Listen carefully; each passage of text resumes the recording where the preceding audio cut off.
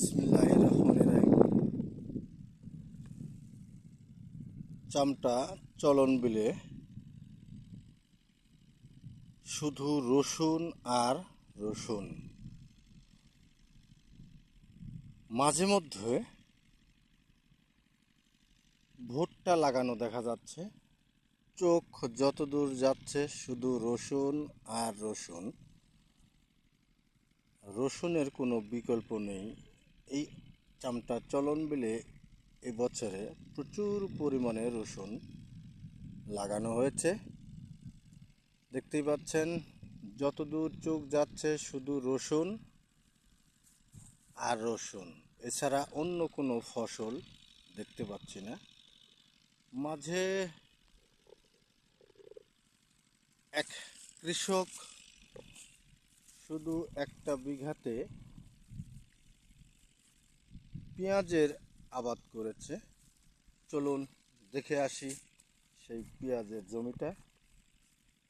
গুড়ি গুড়ি পায়ে আমি হেঁটে যাচ্ছি আপনাদেরকে পেঁয়াজের জমিটা দেখানোর উদ্দেশ্যে। আর অল্প একটু গেলেই আমি পেঁয়াজের জমিটা পেয়ে যাব। চলে আসলাম পেঁয়াজের জমিতে।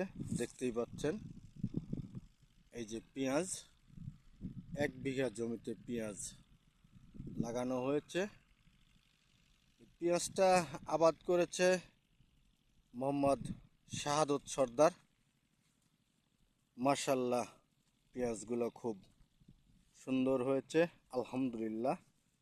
দেখা যাক এখন ফলন বিঘায় কতটুকুন করে হয়,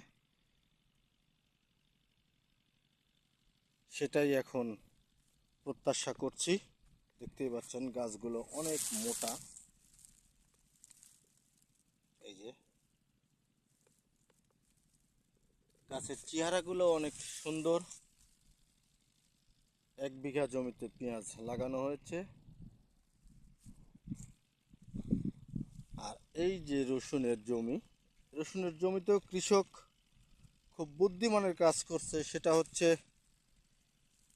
রসুনের মধ্যে সারিবদ্ধভাবে এই যে গর্ত কেটে রাখছে। দেখতেই পাচ্ছেন, এই যে স্কেল, এই গর্তের মধ্যে সম্ভবত বাঙি অথবা তরমুজ অথবা মিষ্টি কুমড়া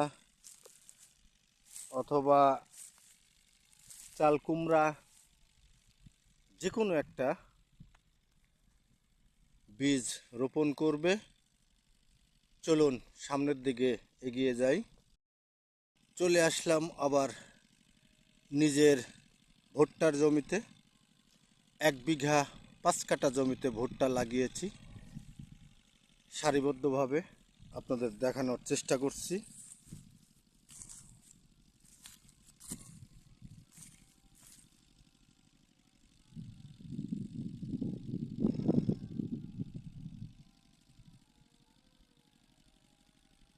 চারাগুলো মাশাআল্লাহ খুব ভালো বের হয়েছে। একটি চারাও মিস যায়নি। এখন শুধু সেচ দিতে হবে। জমিটা ফেটে উঠছে, সেচ দিয়ে সার প্রয়োগ করতে হবে। দেখতেই পাচ্ছেন। আর যতদূর চোখ যাচ্ছে ততদূর শুধু রসুন আর রসুন।